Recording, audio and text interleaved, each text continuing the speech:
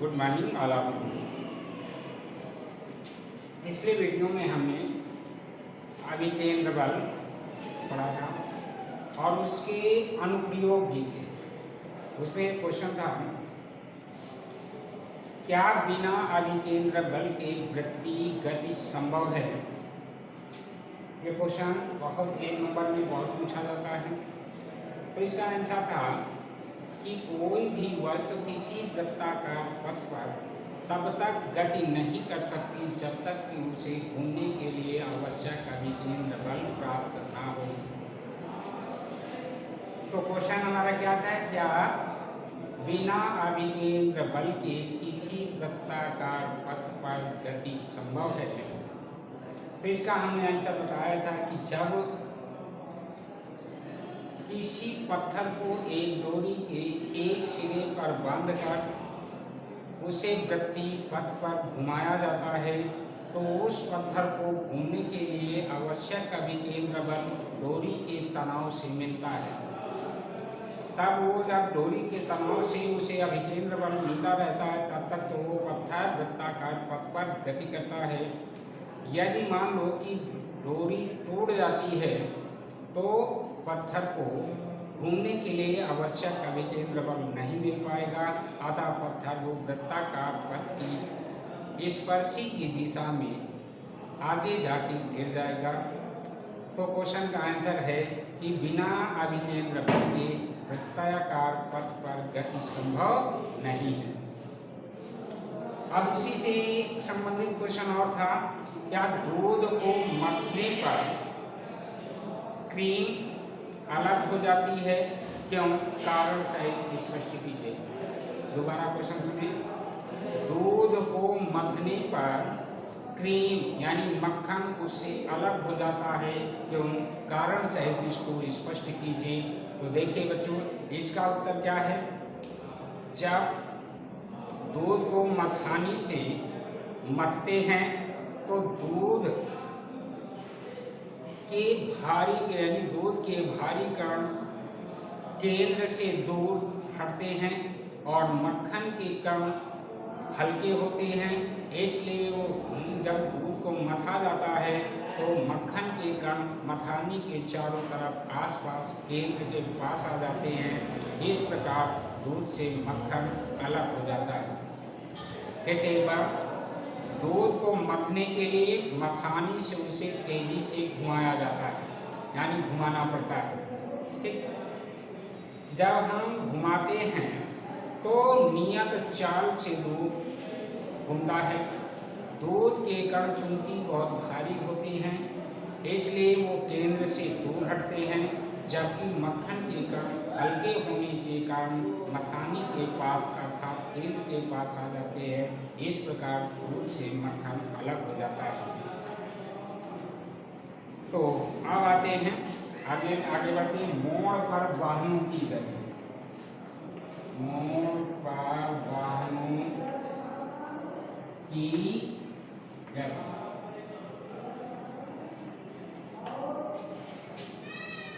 यानी रोड पर क्या है, मोड़ है, वहां पर वाहन को मुड़ना भी देखिए क्या आवश्यक होता है वो देखते हैं। मोड़ पर मुड़ने वाली छोटी गाड़ियों को तो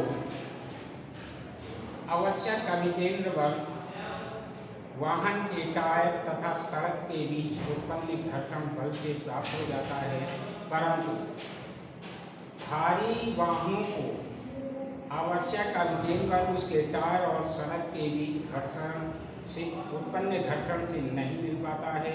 और यही कारण है कि मोड़ पर सड़कें केंद्र की ओर कुछ झुकी बनाई जाती हैं, जिससे भारी वाहन जब उससे गुजरता है तो स्वतः केंद्र की ओर झुक जाता है, जिससे गाड़ी को आवश्यक अभिकेंद्र मिल जाता है और गाड़ी आसानी से मोड़ को पार कर लेती है। अब आते मोड़ पर वाहनों की गति के लिए आवश्यक सूत्र के लिए आवश्यक सूत्र देखिए। इसके लिए tan थीटा इक्वल ये होता है v square upon R G equal H upon T. ये फार्मूला है गांधी जब मोड़ पर होती है उस समय के लिए सूत्र है। देखिए इसमें थीटा क्या है, झुकाव कोण है, जहां थीटा इक्वल झुकाव कोण है,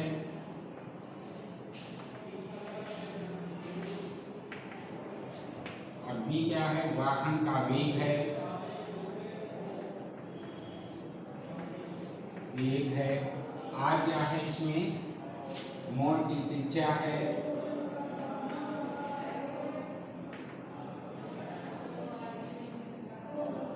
g है इसमें गति त्वरण,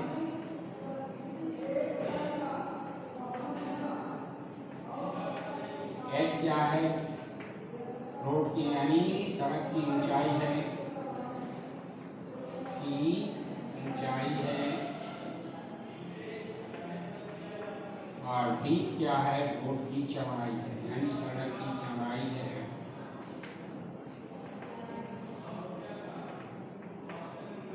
इस तरह मोड़ पर वाहन की गति के लिए जो फार्मूला हम प्रयोग करते हैं वो है tan theta equal v square upon R G equal H upon D.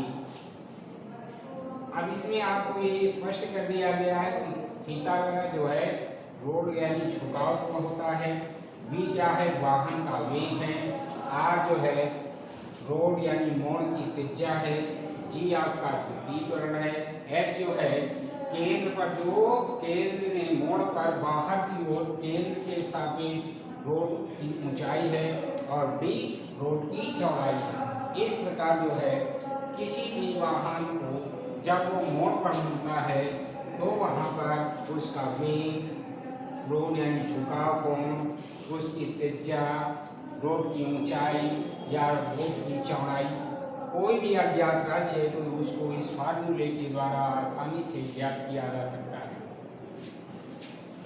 अब आगे देखिए, बढ़ते हैं सामान्य गति के लिए। मोड़ पर सामान्य गति के लिए देखिए फार्मूला क्या होता है, अभिकेंद्र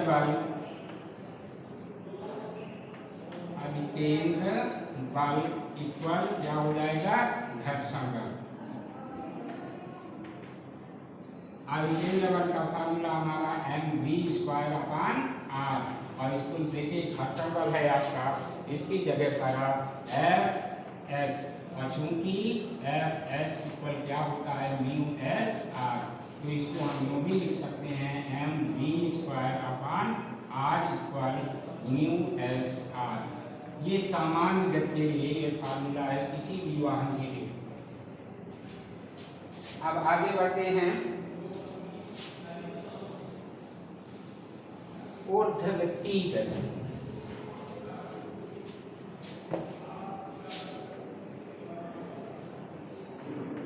ऊर्ध्वगति गति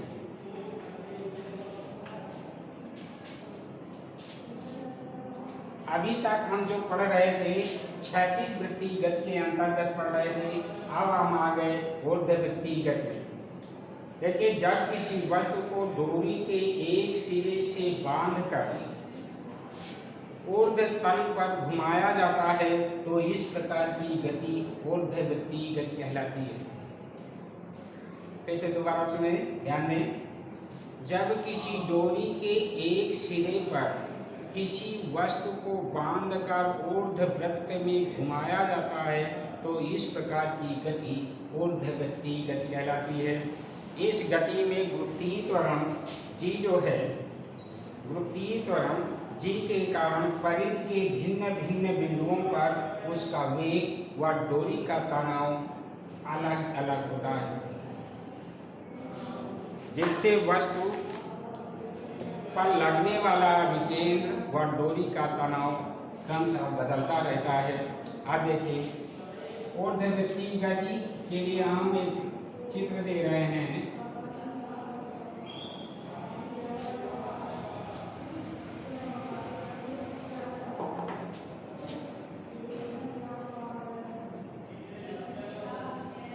ये इसका केंद्र है। अब देखिए ये उच्चतम बिंदु ए है, बिंदु ये न्यूनतम बिंदु डी हो गया।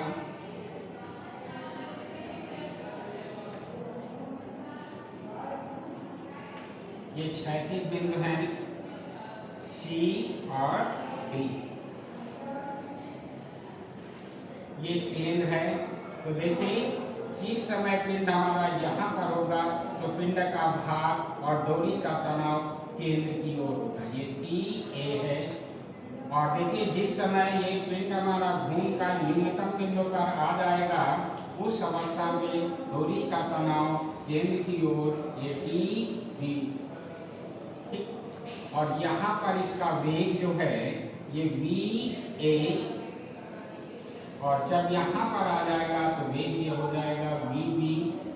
अब देखिए यहाँ डोरी का तनाव ये टी सी है और इधर ये डोरी का तनाव हमारा टी डी है।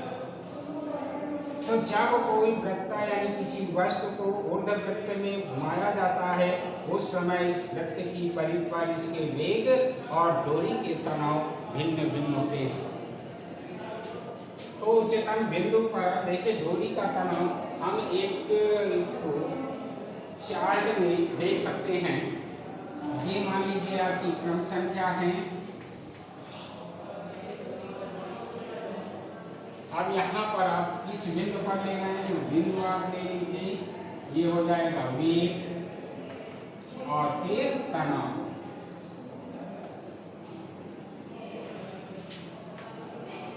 अब बिंदु ए पर हम ले रहे हैं। बिंदु ए पर डोरी का वेग और डोरी का तनाव क्या होगा। ठीक। तो बिंदु ए पर अब देखते हैं। बिंदु ए पर अब वेग क्या होगा। देखिए ये V A equal under root G R और डोरी का तनाव टी ए इक्वल 0 होता है। अभी इनको हम सिद्ध करेंगे आगे दूसरे पॉइंट में हम। ठीक है।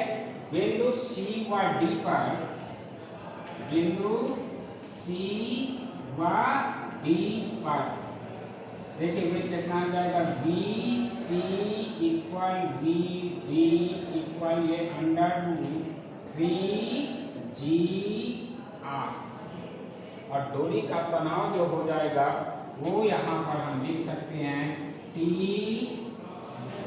सी equal T D equal 3mg।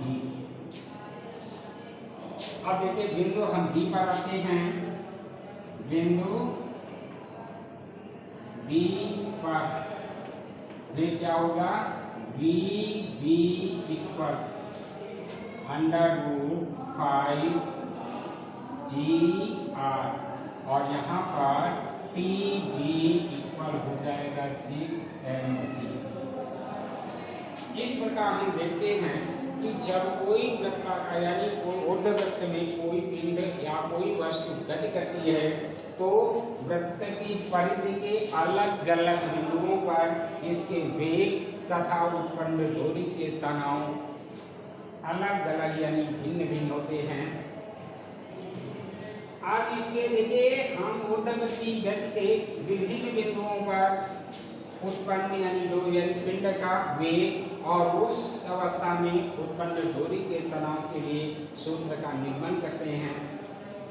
लेकिन आज हम इसके बाद जो है डेरिवेशन जो है अगले वीडियो में देखेंगे। तब तक नमस्कार।